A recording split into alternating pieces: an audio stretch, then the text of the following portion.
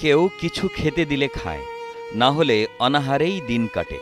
বয়স ছুঁয়েছে 25-এর ঘর, জানা নেই নাম ঠিকানা।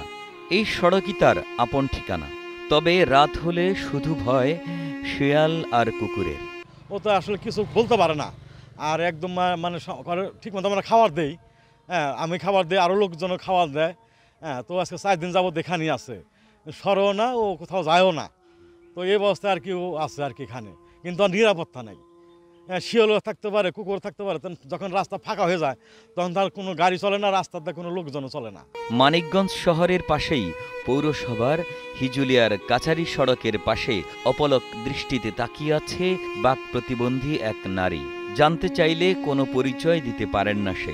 কথা বলতে পারে না, হাঁটতেও পারে না, আপড়াইয়া যায়, হাঁপড়িয়া যায়, হাঁটতে পারে না, প্রতিবন্ধী। মানিকগঞ্জ পৌরসভার কাছারি বাজার সড়কে রাজ্জাক মিয়ার বাড়ির সামনে ঘুরে বেড়ান এই তরুণী। 10 বছরের যাত্রা তো কেবলই শুরু।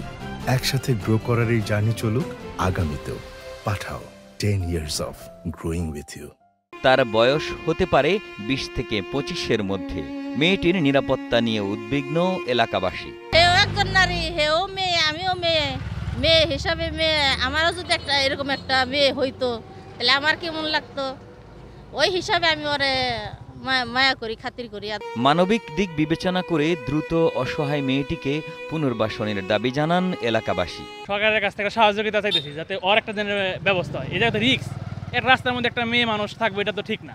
এটা দেখতেও খারাপ লাগতেছে, বা ওরও একটা বিপদের জন্য আছে। এই জায়গায় আশেপাশে গাড়ি যেতেছে আসতেছে, কখন কোন দুর্ঘটনা ঘটে বলা যাইতেছে না। মানিকগঞ্জ জেলা প্রশাসক জানান, অসহায় এই নারীকে উদ্ধার করে প্রয়োজনীয় ব্যবস্থা নেওয়া হবে। বিষয়টা আমরা খতিয়ে দেখব। আমরা সমাজসেবা অধিদপ্তরের আমার সহকর্মী যারা আছে ওনাদেরকে বলবো ওই নারীকে উদ্ধার করে যাতে আমাদের আশ্রয় কেন্দ্রে পাঠানোর ব্যবস্থা করে, এবং তার চিকিৎসা এবং অন্যান্য যা কিছু লাগে সেগুলো আমরা জেলা প্রশাসন থেকে করব। রাত হলেই জীবন মরণের সন্ধিক্ষণে থাকে মেয়েটি। হতে পারে বেওয়ারিশ কুকুর ও শিয়ালের আক্রমণের শিকার। এছাড়া মাদকাসক্ত বা বখাটেদের দ্বারা ঘটতে পারে অনাকাঙ্ক্ষিত ঘটনা।